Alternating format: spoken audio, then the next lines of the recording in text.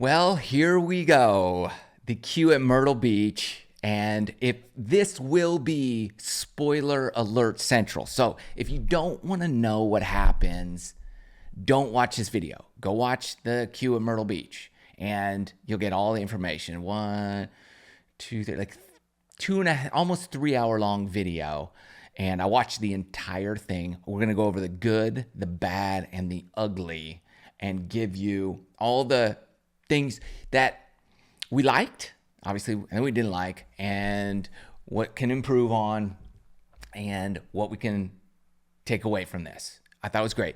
The two most hated, spoiler number one, coming right off the gate, okay? The two most hated golfers in America today are, who do you think they are? Who are the two? I'm going to tell you. Billy Horschel. Sorry, Billy. You're one of the most hated. You sniped Wesley Bryant. You sniped him on the last day. Wesley had it in his grasp, and you just dropped the ridiculous 9 under round of your life and stole it. And nobody likes you right now. Okay, we wanted Wesley Bryant to win the Corrales Punta Cana. Is that what it was? Whatever. And we wanted him to win, and he didn't. And because he's a pro, let's be honest, but he's become a YouTuber, and he's in the YouTube community. We like him, and the PGA Tour, even the PGA Tour wanted him to win. They needed him, believe it or not. They needed him more than Billy. Sorry, Billy. It's just true. It's true. Like, golf needs some excitement, and that would have added it. And today we found out that Matt Atkins is the second most. Hey, you can't not like Matt Atkins. The guy's a nice dude, great golfer, but he got it. He got it done. Now, here's what it hurts. It hurts because George Bryan had it. He had it. You finish that hole with the same ball you tee off with, you win the tournament, and you're in the PGA Tour event. But your third went in. Now, he didn't choke. Okay, that's not a choke shot. Now, if he laid the sod over and chunked it in the bunker, that might have been different. And then he zings it in the water. That would have been, then you could maybe bring up the SeaWorld. He didn't choke. He hit a shot out of the rough with no spin. It hit the green. Greens were fast. They were tricky, tough pin placements. It rolls off into the water. Bogey, birdie for Atkins. They go to playoff, and Atkins birdies again. So dude finished birdie on a last hole and a playoff hole. And he kind of was, if anybody was choking, it was Matt Atkins bogeying like 17 the way he did. So that was kind of more of a choke than what happened to George Bryan. But Matt Atkins did it. Here's what I find is interesting. Here's my pick. I went through my whole everybody. Before the event started, I even made a comment on the posts in the comment section of the live feed picking my top 5. I had them listed, everybody, and I put scores, what I thought people would shoot. But then I was going to do a whole podcast, but I was like, nah, that could be a little disrespectful to say so-and-so shot this big number or that. But so I didn't want to do that. I want to let's just go. I'll say, here's my top 5. I got the top 5 in order of the top 5. I should have put some money down because I would have won the trifecta, the 5-fecta, whatever you called it. I got all 5 in the order they finished. I picked Matt Atkins as number 1. I picked George Bryant as number 2. I picked, who did I pick? The kid, the teenager, 15-year-old Tyler Watts. Why did I pick him? I picked him because he played the Dustin Johnson Invitational just that same week. So he played a practice round and then 3 tournament rounds, and then the next day was the queue at Myrtle Beach. So the dude was the most prepped for the tournament. So, and he had shot the last 2 days 69, and then he comes out today, and I don't know what he shot, or he shot a good round. I think he shot another 69 or something. No, he shot a 71, so he's 1 under. So he still did well. The scores I picked were really close to the numbers they actually shot. I had the winner as Matt Atkins shooting a 69. He shot a 69. And then I had George Bryan shooting a 68. Did I say 68? No, I had him shooting a 67. Matt Atkins, George Bryan shooting a 68. But both Matt Atkins and George Bryan shot 69s. Great round. This is a tough track. Now, here's what I liked about the production. I liked that they had all the shots. You basically had all the shots. They covered everybody. They had cameras on every group. We got a ton of shots. I like that. They had shot tracers. That was fantastic too. The footage was good looking footage, like 4K. It was like no complaints there, in other words. They had multiple cameras on every group. So you've got like the down the line shot, and then you got like a cutaway occasionally to a different angle. That was really good. I liked how they did that. I liked the interviews they did at the beginning of the event and how they kind of cut them in here and there. I did like that.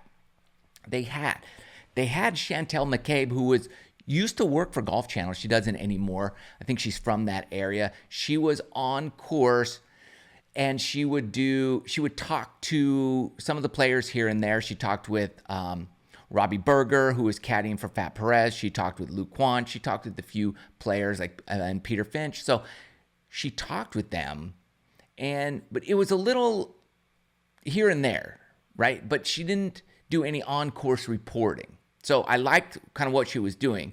And then they had Aaron Chewing from St. Andre Golf, the Instagram crew that does all the funny skits. And he was kind of the voiceover behind the scenes, occasionally giving us scoring updates and talking us through not shots at all, just updates. Like so-and-so's at this score and that score, and this guy had a rough hole, and he made a couple jokes here and there. That was cool. I like that.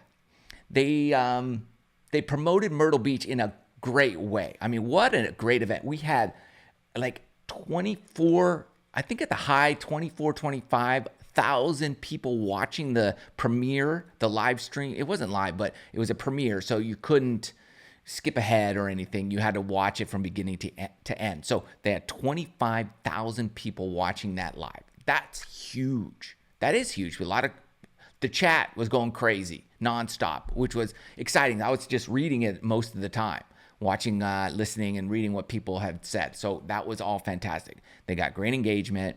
They got great views, visibility. They had good coverage.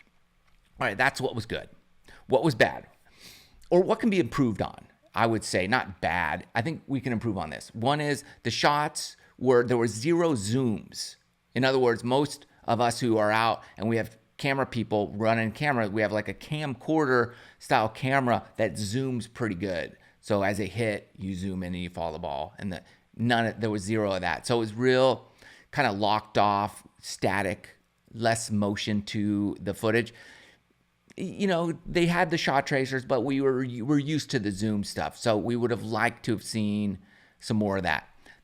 I don't recall seeing, they had drone footage, but not really when people were hitting. So I didn't see any of the real cutaway drone stuff. So I think they used the drone footage as just B-roll for behind scoreboards, like when they put up the score and things like that. That was a little, okay, like they can improve on that. Here's what I think should be improved on for the next one is the holes. I never got a yardage of a hole.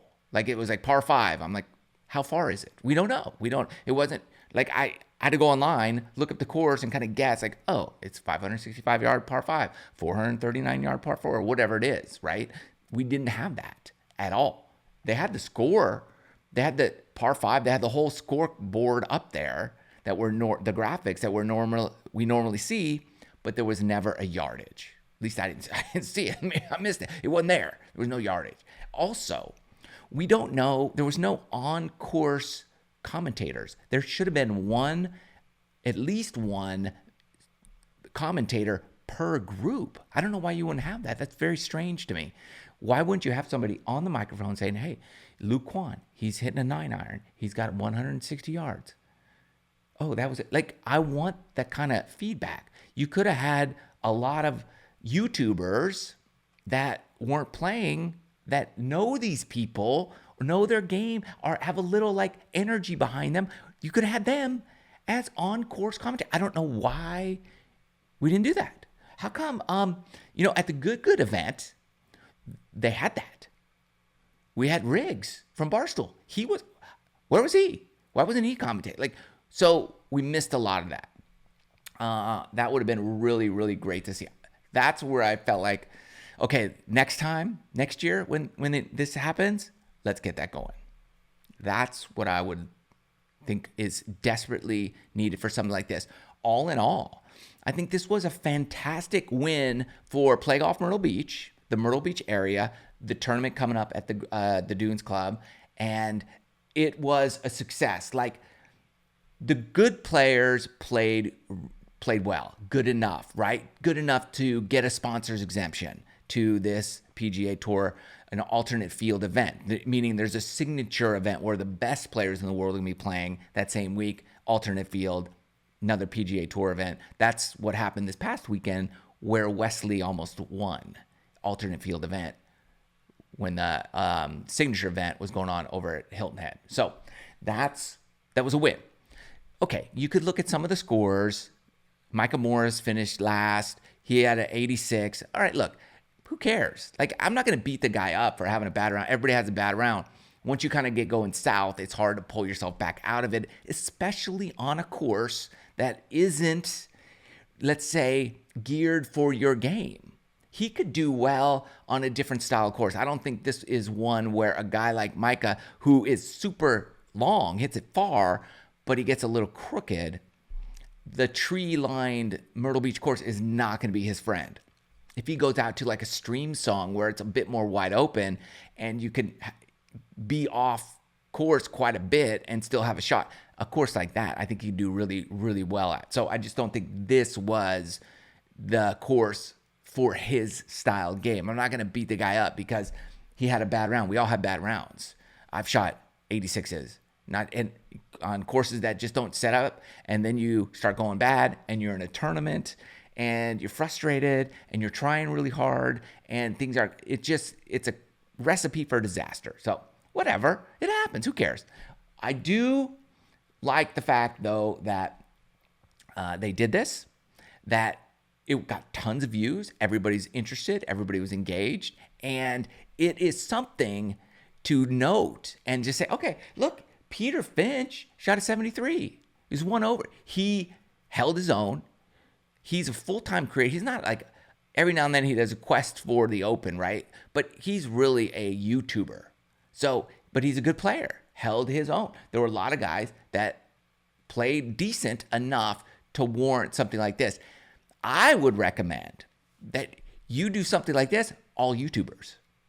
All YouTubers. Why not? Look, why not just have all YouTubers participate in something like this and have another one for, the other guys, like the Matt Atkins and that kind of crew where they are pros or Korn Ferry guys or mini tour, real pros, and then have one for YouTubers. I think the PGA Tour should take note of this, especially in these alternate field events, and say, maybe we have like a tournament within a tournament with the YouTubers there, like kind of Good's doing with their live streams.